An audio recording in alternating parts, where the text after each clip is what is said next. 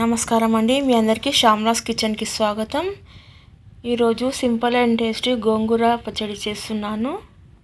ఇప్పుడు తయారు చేసే విధానం చూద్దాము. ముందుగా ఒక గిన్నెలో కొద్దిగా నీళ్ళు పోసి, సగం గ్లాసుడు నీళ్ళు పోసి, అందులో 3 కట్టెల గోంగూర ఆకులు తెంపి మంచిగా శుభ్రంగా కడిగి అందులో నీళ్ళలో వేసుకొని, అందులోనే తగినన్ని పచ్చిమిరపకాయలు, తగినంత ఉప్పు, పసుపు 1 స్పూను, కొద్దిగా జీలకర్ర వేసుకోవాలి. అందులోనే కొద్దిగా అల్లం వెల్లుల్లి పేస్ట్ కూడా వేసుకొని మంచిగా మిక్స్ చేసి,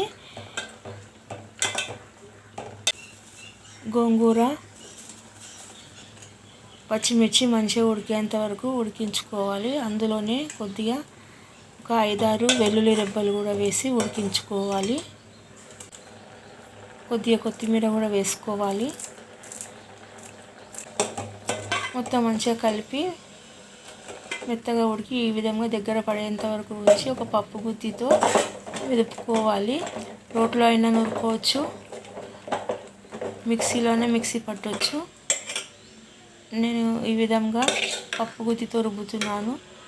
ఈ విధంగా రుబ్బుకొని ఒక బౌల్లోకి వేసేసుకోవాలి. ఇప్పుడు పొయ్యి పైన ఒక కడాయి తీసుకొని, చిన్న కడాయిలో తగినంత ఆయిల్ వేసుకోవాలి. 2 గరిటెల ఆయిల్ వేసుకొని, అందులో ఆయిల్ వేడెక్కిన తర్వాత కొద్దిగా ఆవాలు, జీలకర్ర, కొంచెం మినపప్పు, కచ్చపచ్చగా దంచిన వెల్లుల్లి రెబ్బలు 4-5, 2 ఎండుమిరపకాయలు, కొద్దిగా ఇంగువ, కొద్దిగా కరివేపాకు వేసి పోపు మంచిగా ఫ్రై అయిన తర్వాత కొద్దిగా పసుపు వేసి మంచిగా మిక్స్ చేసి స్టవ్ ఆఫ్ చేసి గోంగూర పచ్చడిలో వేసేసుకోవాలి.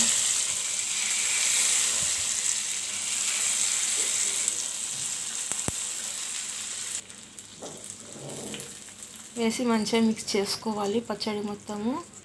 అంతే, గోంగూర పచ్చడి రెడీ. సింపుల్ అండ్ టేస్టీ గోంగూర పచ్చడి ఒక 10 నిమిషాల్లోనే రెడీ అవుతుందండి. తప్పకుండా చేసుకోండి. ఈ గోంగూర పచ్చడి రైస్లోకి, రోటీలోకి చాలా బాగుంటుంది.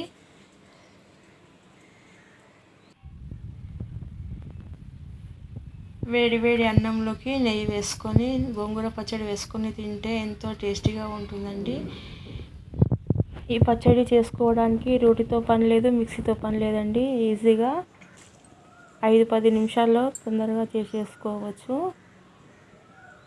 ఎంతో టేస్టీగా ఉండే గోంగూర పచ్చడి రెడీ అయిందండి. ఈ పచ్చడిని వేడి అన్నంలోకి వేసుకొని, కొద్దిగా నెయ్యి వేసుకొని కలుపుకొని తింటే ఎంతో రుచిగా ఉంటుంది, కమ్మగా ఉంటుంది. తప్పకుండా చేసుకొని తినండి. మీకు ఈ వీడియో కనుక నచ్చితే తప్పకుండా లైక్ చేయండి, షేర్ చేయండి, సబ్స్క్రైబ్ చేయండి. Thank you. Please subscribe.